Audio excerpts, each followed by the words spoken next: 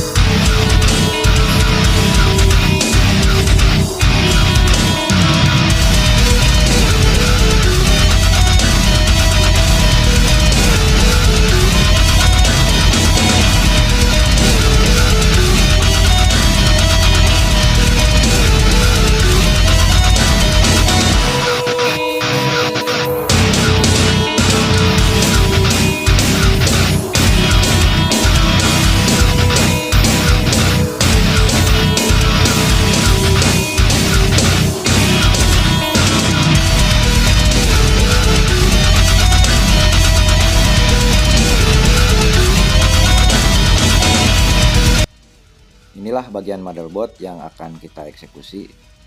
Kita lihat dulu secara seksama komponen-komponen, barangkali ada komponen yang mencurigakan seperti kapasitor atau elko. Kita lihat dulu secara fisik. Nah, kalau misalkan ada yang mencurigakan baru kita ukur. Dan saya melihat ini ada 3 buah kapasitor yang di paralel, dan yang bagian kiri dan kanan itu sudah agak menghitam gitu. Nah, saya mencurigai ini letak shotnya di sini gitu. Nah, kita akan ukur terlebih dahulu untuk memastikan. Kita siapkan ampermeternya, dan di sini saya menggunakan kali 10 karena kali satunya rusak. Nah, kita akan posisikan probe merah itu di bagian min atau di bagian body, atau bisa juga di bagian body USB. Nah, kita posisikan seperti ini, dan probe hitam kita koneksikan ke kaki-kaki kapasitor satu persatu. Nah, jika di ampermeter kedua kaki kapasitor tersebut jarumnya ngangkat, berarti sudah dipastikan short gitu.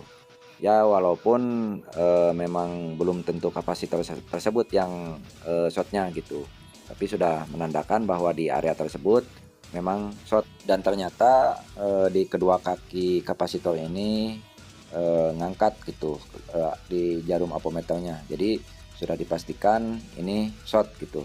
Kita akan coba cabut dulu kapasitornya. Dan ini sudah saya cabut kapasitornya satu persatu, apakah shotnya hilang atau masih tetap. Dan ternyata setelah saya ukur ini shotnya masih tetap shot. Dengan cara pengukuran sampai saya angkat prosesor dan saya ukur kembali, ternyata komponen yang shotnya masih juga belum ketemu. Dan akhirnya saya menggunakan power supply mencari komponen yang short. Nah, kita lihat min plus baterainya, ini bagian plus dan ini bagian min. Dan konektor sebelah kiri itu bagian plus dan yang sebelah kanan itu bagian min. Kita capitkan bagian plus ke sebelah kiri di konektor baterai, dan yang bagian minnya kita koneksikan ke bodi USB saja. Power supply-nya langsung berbunyi dan short protect gitu, karena memang ini short dan power supply-nya, short protect-nya belum saya matikan. Nah, saya akan matikan short protect-nya untuk dijadikan MBR. Jarum ampernya langsung angkat sampai ke ujung dan sambil diraba-raba untuk mencari titik panas, dan kita cari yang paling panas. Dan ternyata yang paling panas itu ada di bagian MOSFET yang tidak jauh-jauh dengan kapasitor yang tadi kita cabut. Ada 2 buah MOSFET yang panas, tapi karena power supply ini ampernya kecil, jadi takutnya saya salah eksekusi. Jadi lanjut saya gunakan MBR rakitan saya sendiri. Kita akan tes menggunakan ini mana yang paling panas. Nah, itu yang akan saya cabut. Dan mohon maaf, ini bukan apometer, ini adalah MBR yang saya rakit dari bekas apometer. Dan seperti tadi kita capitkan bagian plusnya ke kiri konektor baterai dan bagian minnya ke bodi USB. Nah, jarum pada MBR-nya langsung mengangkat dan kita raba-raba lagi dan cari titik terpanas gitu, karena ini ada 2 buah MOSFET yang paling panas. Saya bantu juga oleskan plug ke 2 buah MOSFET yang panas tadi, dan ternyata ini yang paling panas itu yang paling atas, jadi yang tidak jauh-jauh dengan kapasitor yang tadi kita cabut.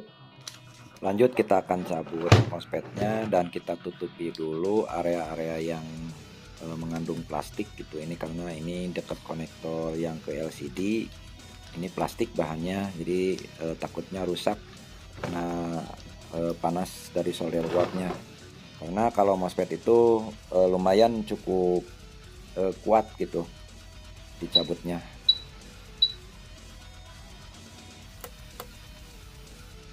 Dan ini MOSFET yang shortnya sudah kita cabut. Kita cek lagi menggunakan MBR, kita capitkan lagi apakah shortnya hilang. Dan ternyata shortnya hilang, jarum MBR sudah tidak ngangkat lagi, jadi sudah peak. IC yang shortnya sudah kita cabut, tinggal kita ganti saja. Sebelum kita pasang, kita akan ukur terlebih dahulu ini MOSFET yang bawaannya yang short, ini ngangkat ke semua kaki, dan kita balik juga ini ngangkat ke semua kaki. Nah, ini yang baru cabutan, ini masih bagus, jadi ngangkatnya hanya ke satu kaki saja, dan ketika kita balik tidak ada ngangkat, jadi tidak bolak-balik gitu ngangkatnya. Lanjut kita pasang, kita berikan plug dan bersihkan sisa timah menggunakan solder wick, lalu berikan timah cair secukupnya, lalu panaskan dengan hot air menggunakan panas 350 derajat dan angin 45. Dan alhamdulillah ini sudah beres pemasangan MOSFET-nya.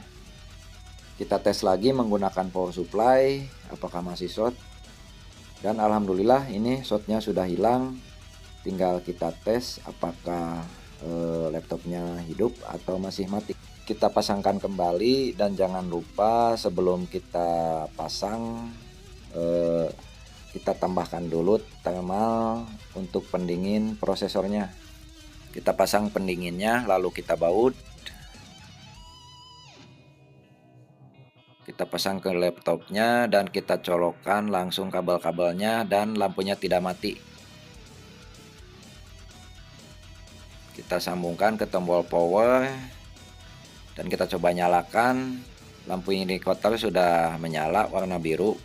Hanya saja belum tampil ke layarnya karena RAM-nya belum kita pasang. Tapi ini bagian kipasnya sudah berputar. Nah, ini sudah ada berputar bagian kipasnya, menandakan kalau laptop ini sudah hidup. Kita akan beresin terlebih dahulu dan pasang semua part, WiFi, RAM, harddisk, dan DVD-nya kita pasang kembali dan tutup lalu baut. Dan mohon maaf, mungkin di setiap video saya buat semua tahapan itu nggak ada yang terlewati gitu.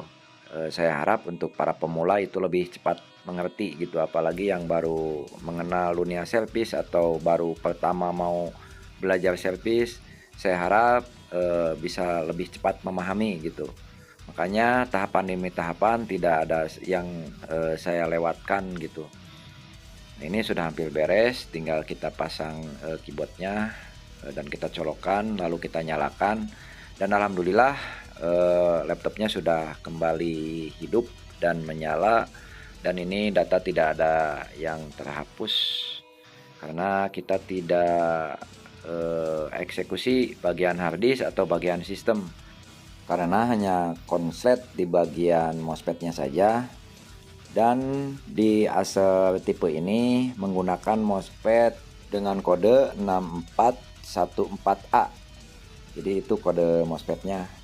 Kita akan lihat tipe laptopnya sebagai bahan nanti jika kita mendapatkan kasus yang sama dengan tipe laptop yang sama. Nah, ini tipe laptopnya Acer Aspil 4349. Nah, jadi kalau misalkan mendapatkan kasus yang sama, semoga video ini menjadi referensi buat teman-teman semua. Terima kasih.